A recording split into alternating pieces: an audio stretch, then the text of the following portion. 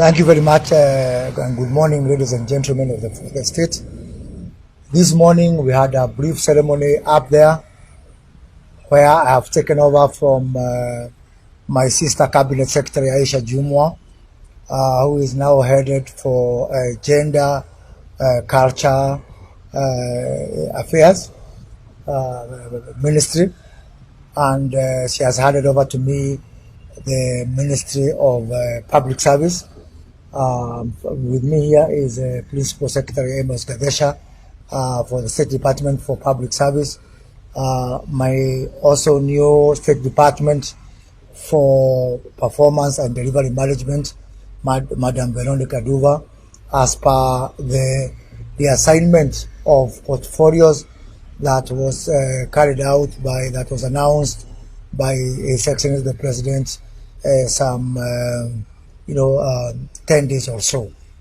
I'm delighted to take over this ministry and to drive forward the transformation of our public service, and most importantly, to ensure that we have got a fit for purpose public service and a public service that adds value to the people of this country. As I've told Madam Aisha Jumwa, we have got 900,000 public servants in this country, and these public servants, they are supposed to deliver service to 55 million Kenyans.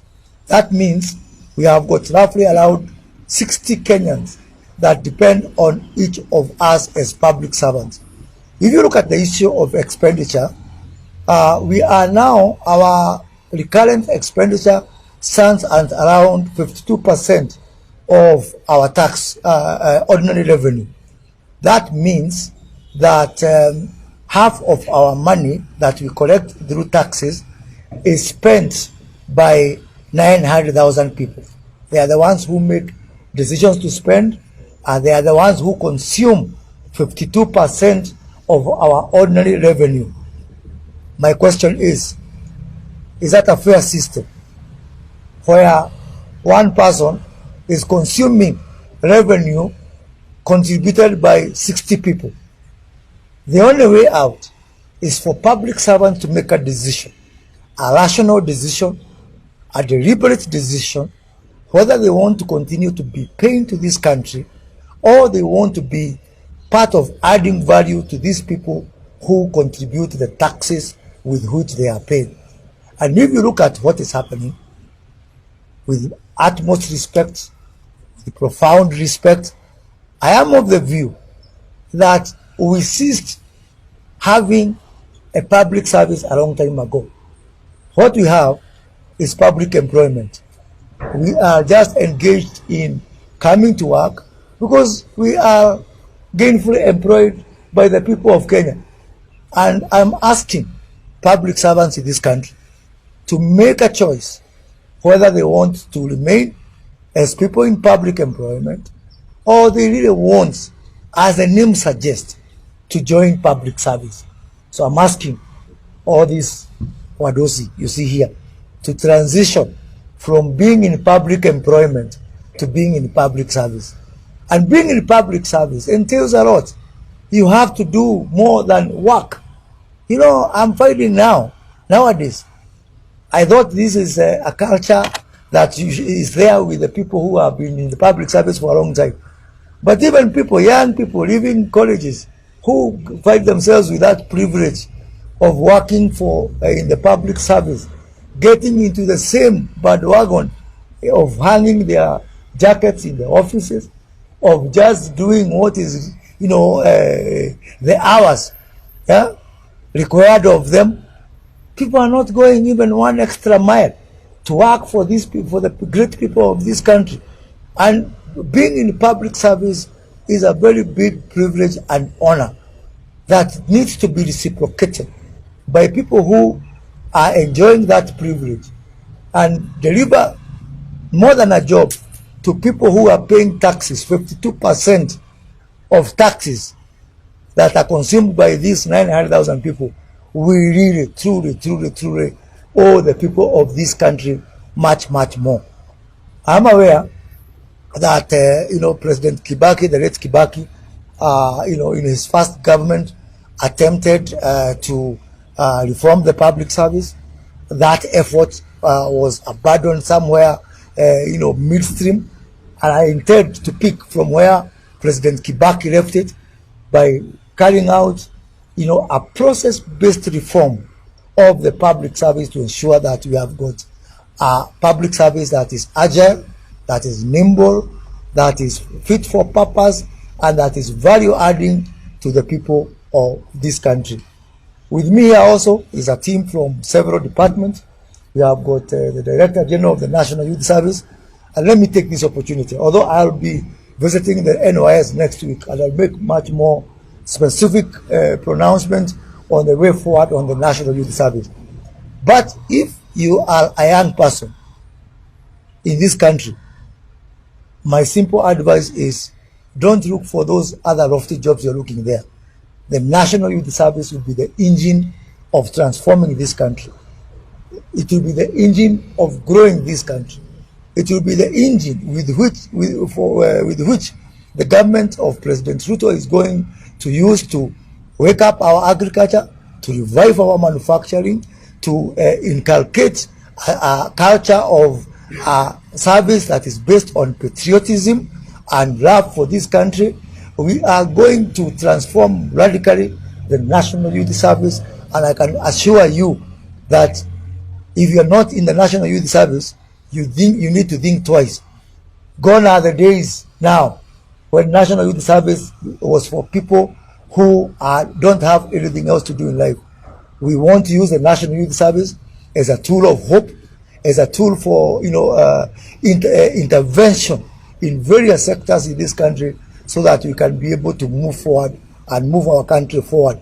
You all know the big problem we have in this country of unemployment. It is a national disaster. It is a catastrophe. We cannot do things the same way again and again and expect different results. And in 2015, with the first vision that was announced for the National Youth Service by the previous government, unfortunately, when the NYS had some problems, the whole even withdrew away the baby with the bathwater. We now want to separate, and the bathwater aside and the baby aside, go back to the basics, go back to the factory settings, and ask ourselves, how can we be able to make the National Youth Service a major contributor in driving this country forward? In the same manner that we are going to address our Kenya School of Government, you can also expect some major transformation in the Kenya School of Government to assist the country in areas which we don't understand, which are not historically part of our forte, areas like climate change, areas like green finance. And I've had a discussion with Dr. Udeki Cheya, who is a Director General there, that he needs to get ready to do some major transformation of that institution.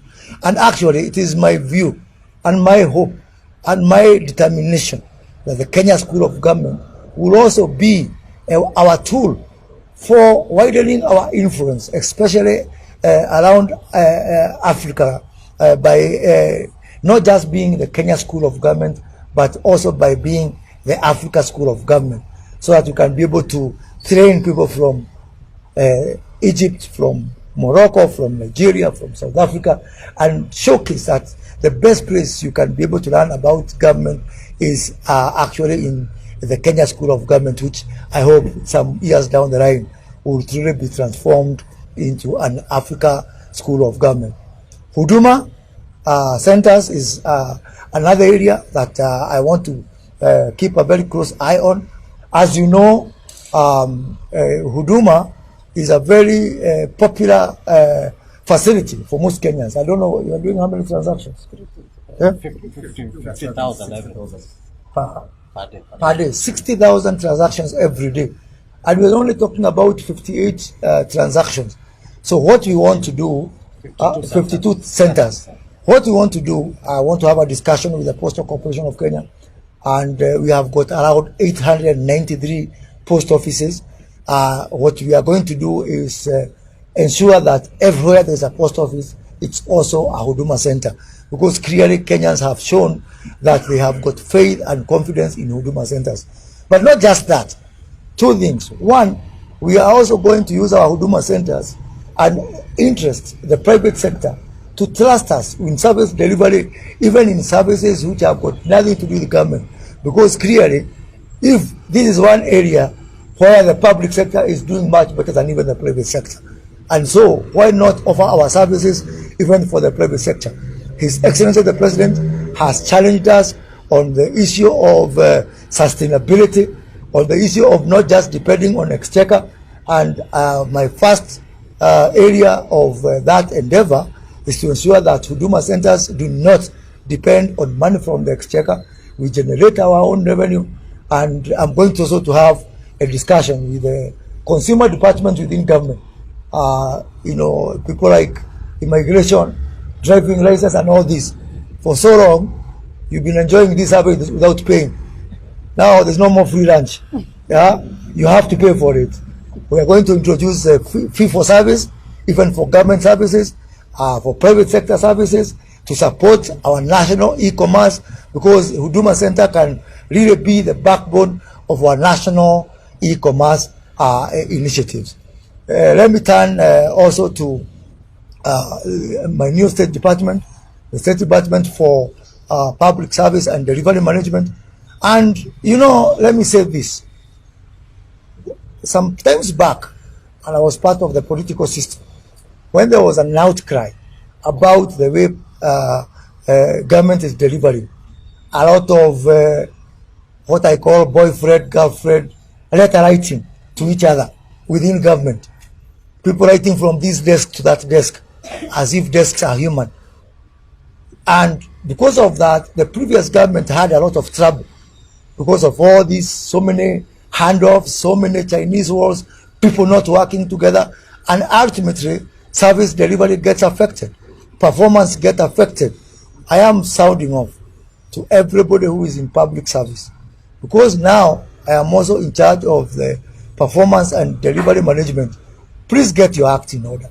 I am going to have a microscopic view of all the projects that are being done in this country, both from a horizontal level within our value chain approach, which is the preferred mode of development for the Kenya Kwanza administration, looking at our 5 clusters that we follow at the bottom-up economic transformation agenda, but also looking at counties.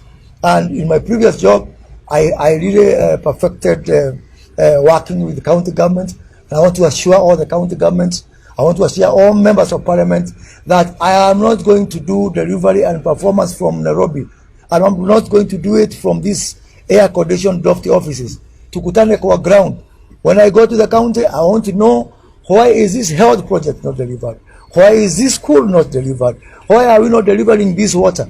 Why are we not delivering these roads? Is it because of, a lack of financial resources? Are there better ways that you can be able to raise, government revenue? Because I am saddened by a trend that is emerging, where actually, what I have seen for the last 11 months, the person who has been following up on projects on delivery is His Excellency the President himself. And that's not fair to him. He's supposed to be the head of state and government. We cannot leave the task of ensuring that we are delivering, that we are performing, that we are living up to the commitment that we have made to these people, to the President. I want to relieve the President of the burden of following up even the most minute thing. We are not being fair to the President, and that is why I want to really deploy the government delivery services, the State Corporation Advisory Committee, the Inspectorate of State Corporation, and the Performance Contracting Unit to actually relieve the President of the burden of having to find out whether there is a power blackout, whether this road, whether Mwananchi is complaining. And we don't have the luxury of time. In another 45 months, we take back our contract to the people. There's hardly any time for bickering. We are running out of time. Mwananchi is asking us questions. People are saying they want to see what we promised them. Really, it is a very, very critical and severe situation. And really, laziness is not an option. If your vehicle is not moving, Get out of the way. Ondoa jam kwa barabara, so that those people who want to deliver can be able to deliver. So I don't have those officers from the government delivery services, from the performance contracting. They are here, from the inspectorate, from the state corporation. But I want to tell them, a new sheriff is in town. You can allow me, but I'll make sure you deliver. Asante sana.